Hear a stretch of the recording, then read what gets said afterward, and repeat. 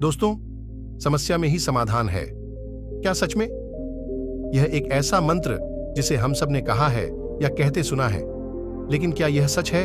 बहुत से लोग समस्याओं के सामने खड़े होकर बस इंतजार करते हैं, आशा करते हैं कि समस्याएं अपने आप हल हो जाती हैं। समस्या से बचने का सबसे अच्छा तरीका है कि हम इंतजार करें और उम्मीद करें कि समस्या खुद ही ठीक हो जाएगी। क्या सच है कि मुश्किलों का सामना करना इतना आसान नहीं है? इस कहानी में हम देखेंगे कि समस्याओं का सामना करना और उन्हें हल करना उन्हें बस इंतजार करने से बेहतर होता है। हम आपको इस कहानी से सिखाएंगे कि समस्याओं का सामना करना उन्हें हल करने का सही और प्रभावी तरीका होता है। यह कहानी हमें यह भी सिखाएगी कि हमारी मेहनत और समर्पण सही दिशा में कदम बढ़ाने से ही समस्याएं हल हो सकती हैं। दोस्तों, एक राज्य का राजा बहुत चिंतित था क्योंकि उसकी पत्नी का जन्मदिन नजदीक आ रहा था। यूं तो कहने को वो राजा था, परंतु उनके जीवन में अनेक प्रकार की समस्याएं थीं। परंतु राजा अपनी पत्नी को ऐसा उपहार देना चाहता था जिससे उनके जीवन में जो दुख है कम से कम उस दिन के लिए दूर हो जाए। वह अपनी पत्नी को खुश करना चाहता था, किंतु आपने यह देखा होगा यह कार्य बहुत मुश्किल है, क्योंकि हम आज तक किसी को खुश नहीं कर पाते। हम चाहे लाख कोशिशें ही क्यों ना कर ले, लेकिन हम किसी को खुश नहीं कर पाते, क्योंकि यह खुशी हमारे पास नहीं है, ना ही सामने वाले के पास है। जो हमारे पास है ही नहीं, वो हम किसी और को कैसे दे सकते हैं? अर्थात अगर आपको किसी दूसरे को खुशी देनी है तो सबसे पहले आपको खुश होना होगा, आपको खुश महसूस करना होगा। अर्थात वो खुशी आपके पास होनी चाहिए, तभी तो आप किसी को खुश रख सकते हैं। एक दिन राजा ने सभी दरबारियों को अपने दरबार में उपस्थित होने का आदेश दिया और साथ सभी मंत्रीगण भी उपस्थित थे। तभी राजा ने सभी से सुझाव मांगा कि आखिर वह किस प्रकार अपनी पत्नी को जन्मदिन में खुश कर सकता है। आखिर वह उन्हें कैसा उपहार दे जिसके कारण राजा की पत्नी खुश हो सके। वहां पर उपस्थित सभी लोग अपनी मन की बात राजा से बताते हैं, परंतु राजा को वहां पर उपस्थित किसी व्यक्ति का सुझाव पसंद ही नहीं आया। एक दिन शाम के वक्त राजा अपने रथ से कहीं जा रहा था, तभी रास्ते में उसने बहुत ही सुंदर मूर्ति देखी। वह मूर्ति बहुत ही सुंदर और आकर्षक थी। उसे देखकर ऐसा प्रतीत होता था मानो उस मूर्ति में जान हो। उस मूर्ति को देखकर राजा बहुत प्रसन्न हुआ और वह तुरंत ही मूर्तिकार के पास पहुंचा और राजा उस मूर्तिकार से कहता है, तुम तो बहुत बड़े कलाकार हो, तुम्हारी मूर्तियों में जान नजर आती है। ऐसा प्रतीत होता है कि तुम्हारी मूर्तियां जीवित है। तुम्हारी मूर्तियों को देखकर मन बहुत प्रसन्न है। हम चाहते हैं कि तुम्हारी सारी मूर्तियां हमारे राजदरबार में शामिल हो।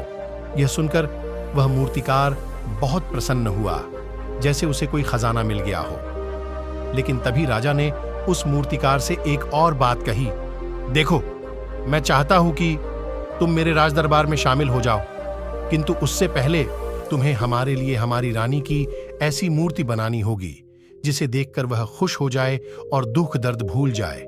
और यदि तुम ऐसा ना कर सके तो मैं तुम्हारा सिर धड़ से अलग कर दूंगा।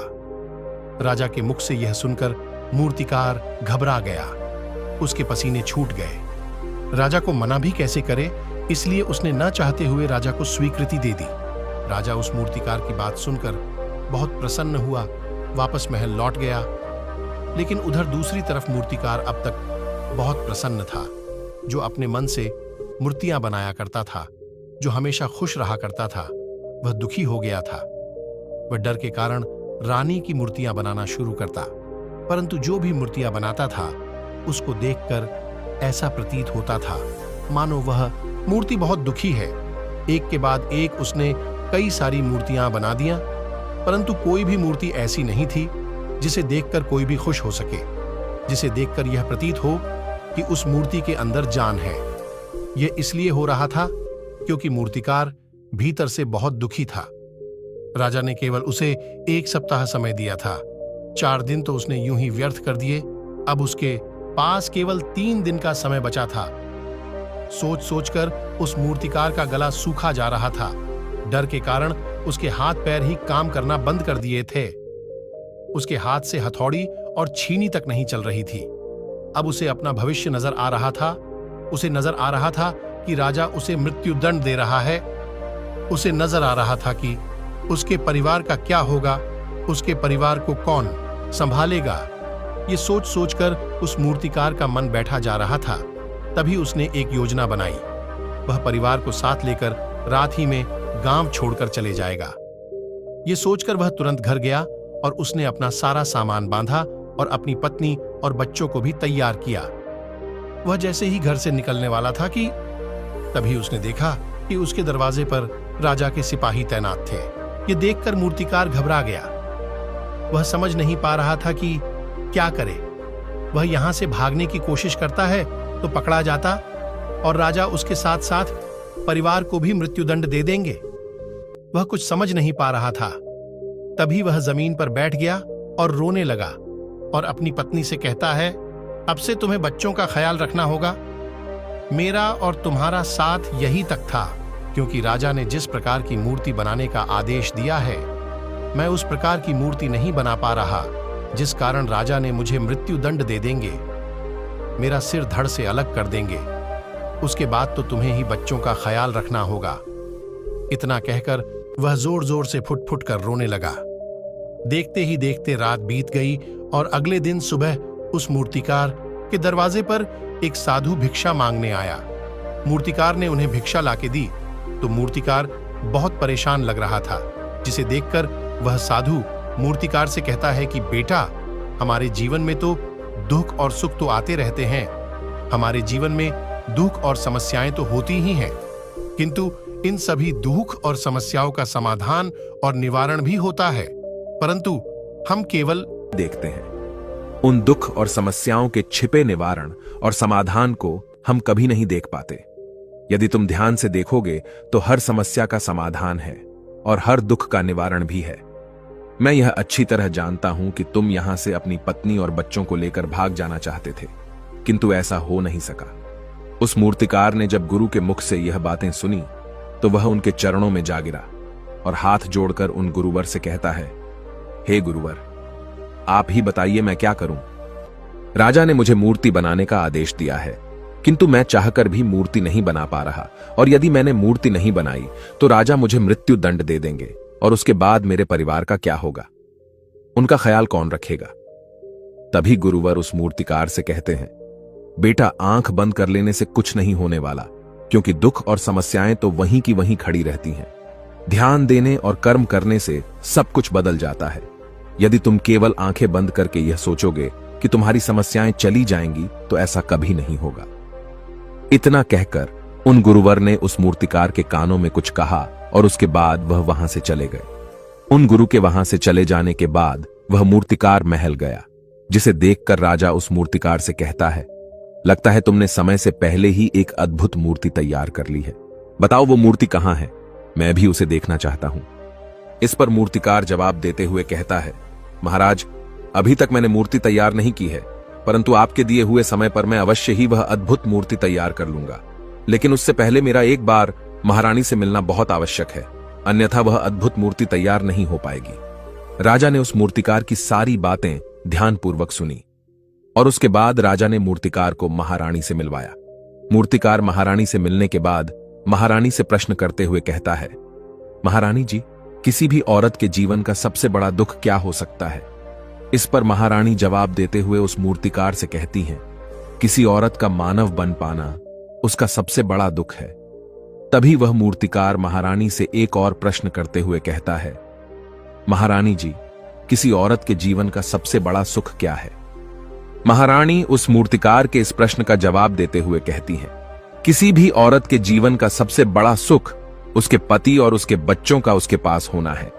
महारानी के मुख से अपने प्रश्नों का जवाब जानकर मूर्तिकार बहुत प्रसन्न हुआ और उनसे आज्ञा लेकर वह वापस अपने घर लौट आया और अब से वह दिन रात उस मूर्ति पर काम करने लगा। देखते ही देखते पूरे 3 दिन पूरे हो गए।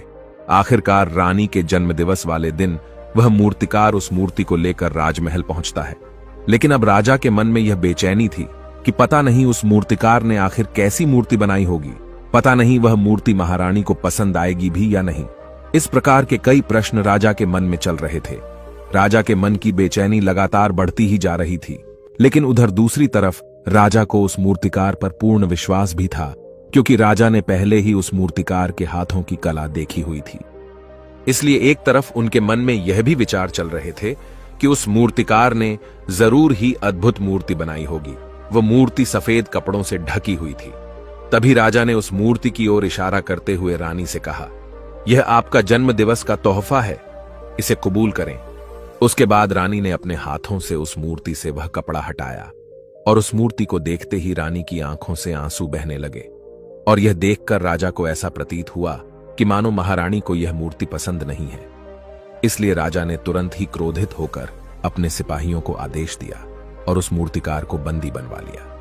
लेकिन तभी महारानी राजा से कहती हैं, रुकिए, इस मूर्तिकार ने तो मेरा दुख और सुख एक ही मूर्ति में निकाल दिया है।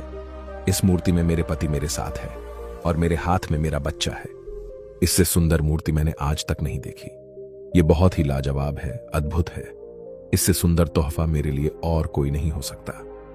काश ऐसा मेरे जीवन में वास्तव में हो जाए, मेरे पति भी मेरे साथ हों और मेरे हाथों में मेरा बच्चा हो। महारानी की ये सारी बातें सुनकर और मूर्ति को देखकर राजा को अपनी गलती का एहसास हुआ। राजा अपनी प्रजा और अपने साम्राज्य की देख रेख में इतना व्यस्त रहता था कि वह कभी अपनी पत्नी को समय नहीं दे पाता था, जिस कारण राजा की आंखों से आंसू बहने लगे और दरबार में उपस्थित सभी लोग वह मूर्ति देखकर हैरान। आज तक किसी ने भी ऐसी सुंदर और जीवित मूर्ति नहीं देखी थी, जिसमें सुख और दुख एक साथ नजर आ रहे हों। उसके बाद उस राजा ने उस मूर्तिकार को रिहा करवाया और उसे ढेरों इनाम दिए और अपने राज्य दरबार में जगह भी दी। किंतु उस मूर्तिकार ने इनाम तो स्वीकार कर लिया, परंतु राज दरबार में उसे जगह नहीं ली और हाथ जोड़कर राजा से कहता है, हे महाराज, मेरी आपसे विनती है, आपने मुझे चेतावनी दी थी, यदि मैं ये मूर्ति नहीं बना सका तो आप मुझे मृत्यु दंड दे देंगे। किंतु मैं आपसे बस इतना ही कहना चाहता हूं, हम में से चाहे कोई भी प्राणी क्यों न हो, सभी के प्राण उतने ही कीमती है जितना कि आपका या महारानी के हैं। इसीलिए किसी को भी बिना दोष के दंड नहीं देना चाहिए। मेरी पत्नी ने मुझसे कहा था कि राजा की दोस्ती और दुश्मनी दोनों ही अच्छी नहीं है, इसीलिए मुझे आपके राज दरबार में कोई स्थान नहीं चाहिए।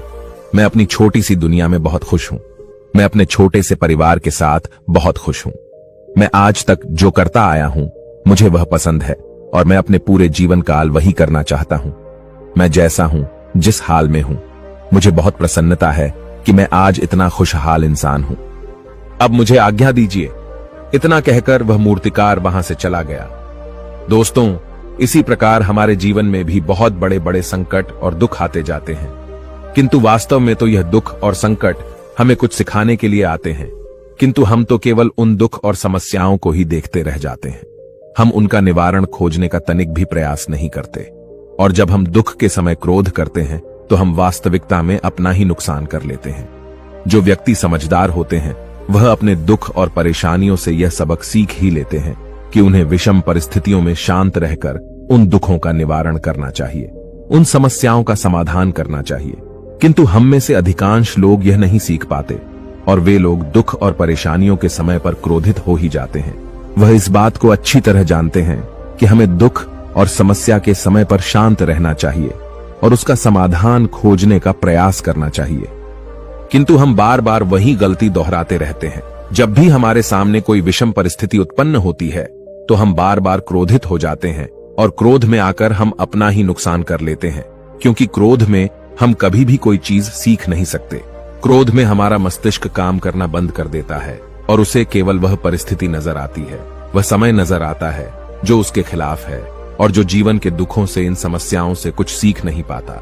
ऐसा व्यक्ति पूर्ण रूप से एक दलदल में फंसे हुए इंसान की तरह है, जो परिस्थितियों के दलदल में कुछ इस प्रकार फंस चुका है कि वह वहां से निकल नहीं सकता। फिर वह चाहे कितना भी हाथ पैर क्यों न मार ले, और जितना हाथ पैर मारेगा वह उतना ही उस दलदल में फंसता चला जाएगा। जबकि आपको हाथ पैर न मारकर बल्कि शांत रहकर अपने मस्तिष्क का प्रयोग करना चाहिए और यह सोचना चाहिए कि इस दुख, इस समस्या और इस विषम परिस्थिति का समाधान क्या हो सकता है। किंतु आप तो अपने आप को पहले से ही दलदल में डाल चुके हैं और ऐसी स्थिति में आप बाहर निकलने के बारे में न सोचकर लगातार और हाथ पैर मारकर आप अपने आप को उस दलदल में और भी नीचे डुबाते जा रहे। तो ऐसी परिस्थिति में आप भला उस समस्या, उस परिस्थिति का सामना कैसे करेंगे, वहां से बाहर कैसे निकलेंगे। और वहीं पर जो व्यक्ति थोड़े भी जागृत है, जो दुख और समस्याओं का निवारण और समाधान खोजने में वास्तव में अपना समय लगाते हैं, वह यह जानते हैं कि निवारण और समाधान एक हीरे की तरह है, वह हीरे की खान की तरह है। जिस प्रकार एक हीरे को ढूंढा जाता है, फिर उसे तराशा जाता है, जिसके बाद उस हीरे की कीमत बहुमूल्य हो जाती है, ठीक वैसे ही दुख और समस्या में समाधान और निवारण खोजने की आवश्यकता होती है, और वह हमें खोजने भी चाहिए। और जब आपको मिल जाते हैं, तब आपको एक ऐसी संपदा मिलती है, एक ऐसी समझ, एक ऐसा विश्वास, एक ऐसी शक्ति मिलती है कि उसके बाद आपके सामने जब भी कोई समस्या या कोई परेशानी आती है, तो आप अकेले नहीं होते, बल्कि आप यह समझ जाते हैं कि वह विषम परिस्थिति आपको कुछ सिखाने आई है और आप उसका डटकर सामना करते हैं। उससे वह सारी चीजें सीखते हैं जो वह आपको सिखाना चाहती है, और उसके बाद आप और भी मजबूत होते चले जाते हैं।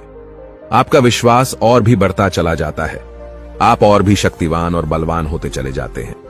इसीलिए महात्मा बुद्ध कहते हैं कि यदि दुख है तो उसका निवारण भी है, यदि समस्या है तो उसका समाधान भी है। इसलिए केवल दुख में उलझे मत रहिए, बल्कि उस दुख का निवारण कीजिए, और यही आपको करना चाहिए। केवल हाथ पर हाथ धरे बैठे रहने से या फिर यूं ही समय को व्यर्थ गंवाने से आपको कभी भी उसका निवारण नहीं मिलेगा, बल्कि जितना आप उस दुख और समस्या से अपनी जान छुड़ाकर भागने की कोशिश करेंगे, उतनी ही तीव्रता से आपके पीछे भागेगी। और जैसे जैसे समय बीतता जाएगा, वह दुख और समस्या और भी विकराल रूप ले लेगी, और तब उसका सामना करना और भी मुश्किल हो जाएगा।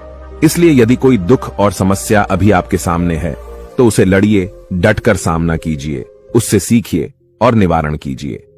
दोस्तों, आपने आज के इस वीडियो से क्या सीखा, वह मुझे आप कमेंट में बता सकते हैं। इसी के साथ में उम्मीद है कि आपको आज की वीडियो पसंद आई होगी, तो इस वीडियो को उस इंसान को शेयर करें जिससे यह कहानी सुनने की जरूरत है, और उसी के ठीक बाद चैनल को सब्सक्राइब करें। तो चलिए फिर मिलते हैं ऐसी एक और नई वीडियो में एक नए मैसेज के साथ। तब तक के लिए अपना ख्याल रखें। धन्यवाद और नमो बुद्धाय।